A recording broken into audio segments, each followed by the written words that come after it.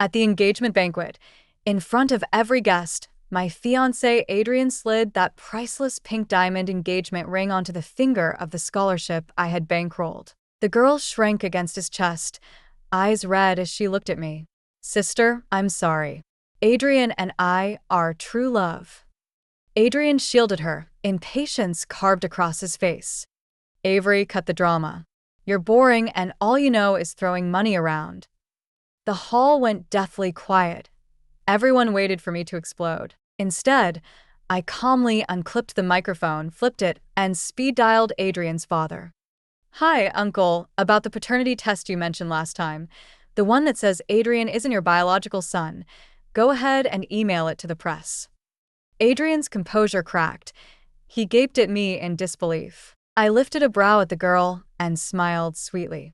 Sweetie, true love is priceless, so I'm gifting you this debt-ridden fake to settle his tab. Adrian probably thought I was joking. The shock on his face lasted a single second before twisting into scorn. Jillian, you'll stoop to trashy lies just to win me back. He dipped his head to soothe the trembling Avery, voice syrupy. Don't be scared. She's just jealous. A woman reeking of money will never understand feelings. Avery lifted her innocent little tear-stained face. Adrian, don't blame sister. She just loves you too much. This ring is really expensive, but I can't keep it. Sister will be mad. She pretended to pull off the $30 million pink diamond. Her movements were turtle-slow, fingers hooked inside the band, not shifting a millimeter. Adrian clamped her hand and glared at me. Take it off. It's on your finger now, so it's yours. Jillian bought it. I'm merely giving it to Chloe as interest for financing her education. You're loaded. Surely you're not stingy over pocket change. Whispers swelled around us. Has the sterling heir lost his mind? Giving his fiancée's ring to another? Other? She's the Vance-funded scholarship, supposedly here to repay kindness, but ended up repaying in bed. Tough break for Jillian. Total Ellis. On the stage, I watched the star-crossed lovers, amused. Adrian's bespoke tux? I'd flown in the Italian tailor. The Patek on his wrist? My birthday gift. Even the ballroom under his feet belonged to my family's hotel. Everything he brandished, apart from the heart pounding in fury, was bought with my money. And he was using the confidence I'd paid for to humiliate me. Adrian. I pocketed my phone. Tone level. You're sure you want to torch everything for her? He sneered. Torch? Get real, Jillian. You're the one begging me to marry you. Without the Sterlings, the Vances are nothing in Riverdale. Apologize to Chloe now, or this wedding is off. He still pictured the old Jillian who'd crawl through dust for him, who'd wag her tail at a crook of his finger. Too bad, that was last lifetime. In my previous life, I swallowed it. For the sake of both families' reputations, I choked back tears, even moved Avery into my home to show goodwill. Result? Avery fed me slow poison. Adrian forged papers declaring me insane, had me locked in a psychiatric ward, and snatched the Vance empire. When I died, they popped champagne on a yacht paid for with my fortune. This rebirth, I realized my old skull must have been filled with cement. Fine. I nodded, a playful smile tugging at my lips. If you won't marry, we won't. I turned to the head of security below, old uncle from our household. Uncle, clear the room. Toss these two lovebirds out. Adrian's eyes bulged. Jillian, you dare throw me out? Do you know who I am? I'm the Sterling family's sole heir. Ignoring him, I instructed Uncle. Strip the young master. Those clothes are mine. The watch too. As for Emery, my gaze pinned the glittering pink diamond on Avery's finger. If the ring stuck, I don't mind amputating the finger. Avery shrieked, yanked the ring off, and hurled it to the floor like it burned. I don't want it. Take it back. She cowered behind Adrian, sobbing. Sister, how can you be so vicious? Adrian shook with rage, jabbing a finger at me. You shrew. Just wait, I'm calling Dad. I'll erase the Vances from Riverdale. He whipped out his phone, trembling, and dialed Victor on speaker. It rang twice before connecting. Adrian wailed instantly. Dad. Jillian's gone insane. She humiliated me at our engagement and wants to throw Chloe and me out. Cut off the Vance funds. Crush her. Silence stretched 5 icy seconds. Then Victor's voice, chill enough to frost the chandeliers, cut through. Adrian, as of this moment, you are no longer a sterling. I've frozen your cards. Recovery teams are repossessing the cars and houses. Since love means more to you than money, go beg for it, together. Adrian's face froze, horror glazing his eyes. Dad, what are you saying? I'm your only son. Victor let out a cold laugh. Son? Didn't Jillian tell you? I just emailed you the paternity report. You're nothing but the bastard that slut produced with the chauffeur. I've raised another man's kid for 20 years, and I'll collect on that debt, slowly. Beep. The line went dead. Silence swallowed the room. Every gaze became an X-ray, slicing straight through Adrian. I delivered the finishing cut. Forgot to mention, Uncle's had his suspicions for a while. He only lacked the smoking gun. 10 minutes ago, I handed him the final bullet. Adrian's phone slipped from his fingers and cracked against the marble, spider-webbing the screen. His face turned paper white, lips quivering. No, impossible. I'm the sterling heir, old money. I stepped over the shards and looked down at him. Adrian, you're not the heir anymore. You're just a pauper who owes the Sterlings 20 years of back child support. I turned to Avery, frozen in terror, and gave her my gentlest smile. Sweetie, you said love is priceless. Time to prove it. Take your Adrian and get out. Security dragged them out. Adrian was left in nothing but boxers. Avery clung to the couture gown I'd also paid for, both of them drenched and shivering like stray mutts. The engagement party was ruined, but my mood had never been better. I had someone retrieve the pink diamond engagement ring, sent it off for sterilization, then announced, "Sorry for the floor show, everyone. I'm donating this ring to charity. Full-ride scholarships for students who actually deserve them, provided their morals pass inspection." Applause thundered. I already knew tomorrow's front-page news. Vance heiress slays cheating fiancé would send our stock price soaring. When the ballroom emptied, I retreated to the backstage lounge. My phone buzzed. A text from Victor.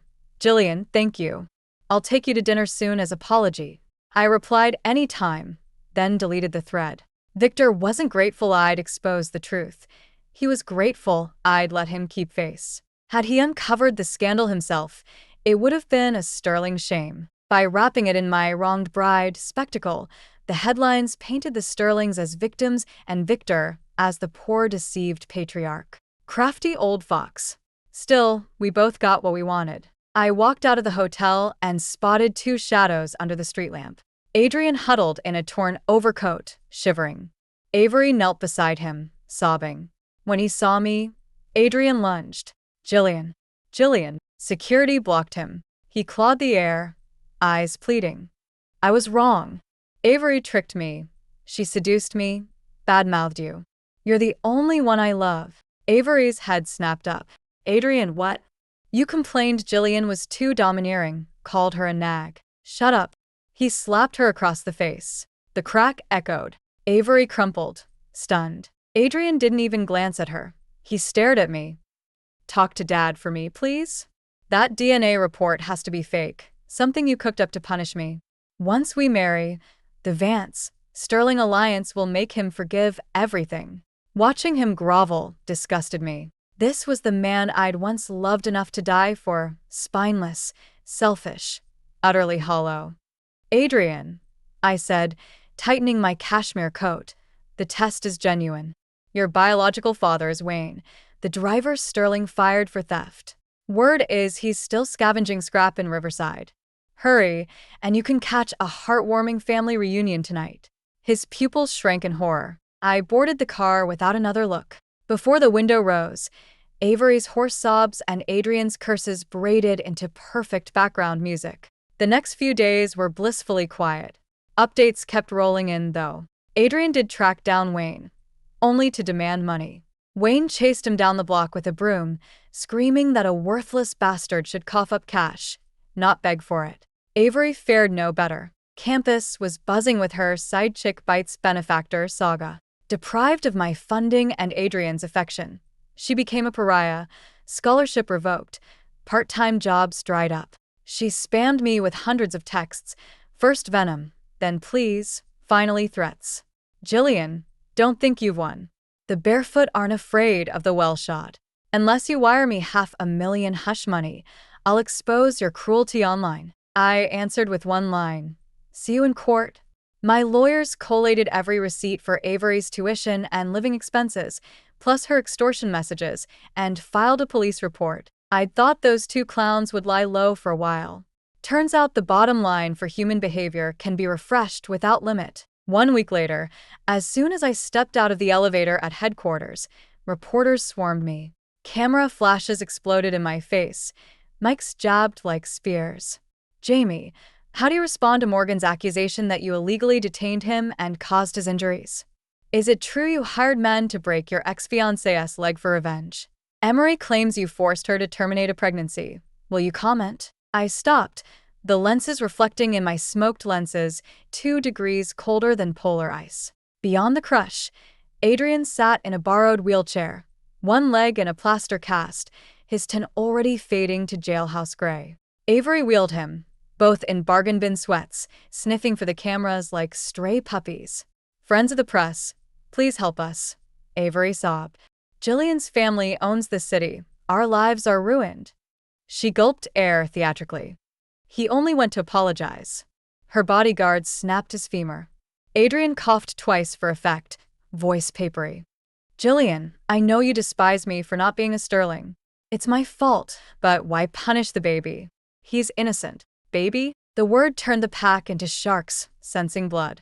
Emery is pregnant. Jamie, did you threaten to abort another woman's child? In this era where envy outsells facts, the headline, "Villainous steamrolls poor star-crossed lovers," writes itself. I watched a flicker of triumph slither across Adrian's eyes. Water muddied enough, I'd supposedly reach for my checkbook, because Vance Global is listed on the NYSE and bad press terrifies shareholders. Too bad for him. He never read the fine print of me. I slid off my sunglasses, gave the lenses a single polished smile, and spoke to the nearest camera. Since everyone's so thirsty for facts, let's do this live, shall we? I ushered the horde into the marble lobby of Vance Global. Adrian and Avery hesitated, but scandal needs airtime. They followed. The LED wall flared to life. I climbed the 2 steps to the dais, shoulders squared, couture blazer cut sharper than a subpoena. First item, the broken leg. The monitor rolled grainy footage. Adrian in a back alley craps game in Riverdale's Forgotten Blocks, hustling dice he couldn't pay for. Bookies corner him, steel pipes swing. The crack of femur echoes. I paused the clip. Morgan, should I file the complaint for assault, or would you prefer to speak to our local precinct yourself? His jaw hung slack, no retort, just drywall complexion. Second item, forced abortion. I skewered Avery with a stare. Pregnant, Emery? Absolutely sure. She thrust out a belly that looked more skipped lunch than baby bump. Of course. Here's my lab sheet. She waved a crumpled printout. Positive HCG. The scribble looked legit. Cameras zoomed. I clicked the remote. A hospital EMR filled the screen. Her name, last month's visit. Diagnosis, bilateral blocked fallopian tubes. Casey, permanent infertility. Gasps ricocheted off Carrara marble. Avery froze, sheet still aloft like a surrender flag. Impossible.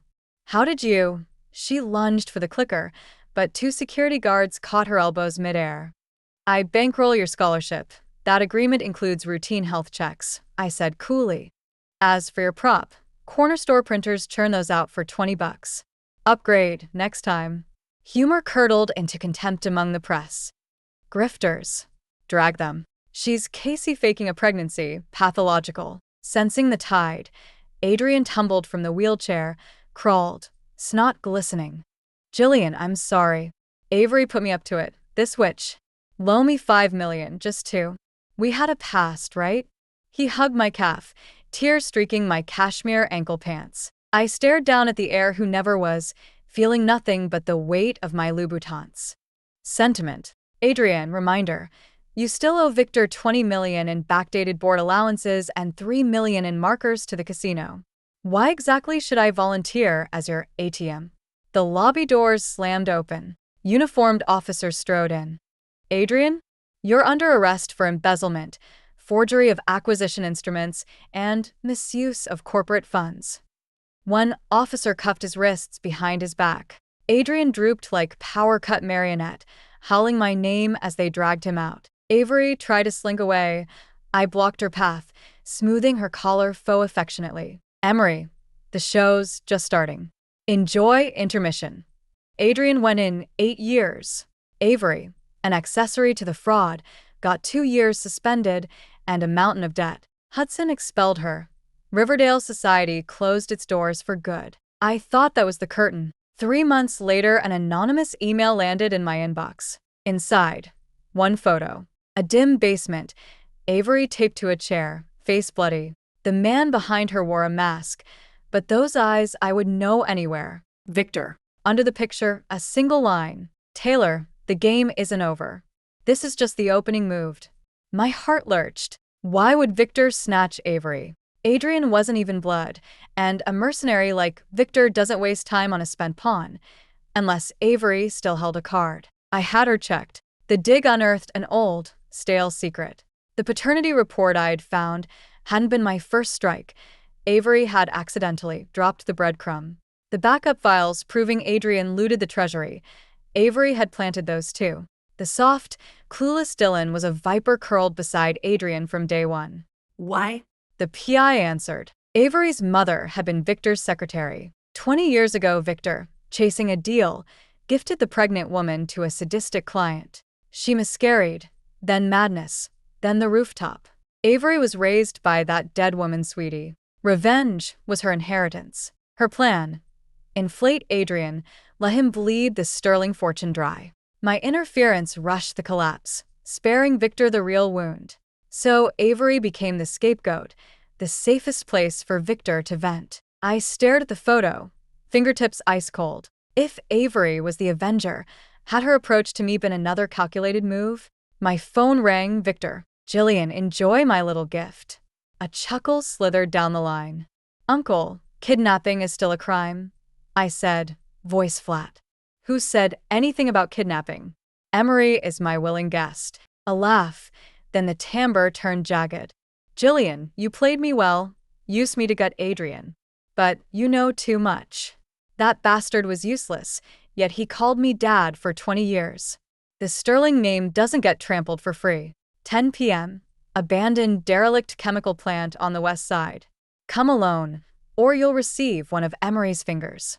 Oh, don't call. My friends at the precinct love overtime. Click. I lowered the phone, breathing slow. Victor was cornered, his latest deals cratered, cash evaporated, every lifeline snatched by Vance bids. Grab me, squeeze dad for equity, swallow the company, simple math. Avery was bait. Go, or don't. Logic screamed for backup, for cops. But Victor's badge friends are real, and if I stay home, Avery dies. I don't like her, yet the enemy of my enemy. Besides, I want to see the old fox's last card. 9:50 p.m. I kill the engine in weedy gravel and walk in alone. Chemical rot claws at my throat. A single bulb swings over the shop floor. Avery hangs from a pillar, barely conscious. Victor lounges on a ripped sofa, flipping a dagger, for gorillas at his back. His cloudy eyes spark as I step into the circle. Taylor, you've got spine. I halt 10 yards away, scanning. Uncle, T for one doesn't need this much scenery. He rises, blade whispering across Avery's blood-crusted cheek. Cut the script, Jillian. 30% of Vance Group plus $1 billion in cash. Sign the transfer. She walks, you walk. He tosses a folder. It slaps my shoes. I glance down, laugh once. Uncle, dementia setting in? Vance shares belong to Dad. My signature is wallpaper. Sign, stamp, I'll make it legal, he snarls. Now, or I redesign her face. Steel flashes, bites into Avery's shoulder. She shrieks, body convulsing. Stop. I bend, retrieve the papers, flick off dust. Victor, you really think you hold the reins? Slowly, precisely, I tear the contract to confetti and let the pieces rain between us. Snow-white confetti drifted down like a blizzard. Victor's face contorted. You spit on the toast, so drink the forfeit. Get her alive. At the order, for Hulks lunged. I never flinched. The corner of my mouth curled into something wicked. 3, 2, 1. The instant their fingertips brushed my coat, every window in the derelict chemical plant detonated. Bang, bang, bang. Smoke grenades clattered across the floor, billowing white clouds that swallowed the room. Next, a galaxy of red lasers blossomed across Victor's chest and the thugs' backs. Freeze, Riverdale PD. SWAT officers crashed through the frames like descending gods. Before Victor could blink, a boot pinned him to the concrete, and his switchblades skittered away. Impossible. How did you call the cops? My jammer, he screamed, cheek grinding into the dust. I twirled a micro-transmitter between my fingers and crouched. Uncle, times change.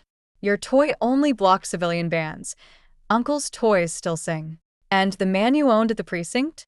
Internal Affairs escorted him out for coffee hours ago. I leaned closer, savoring the terror in his eyes.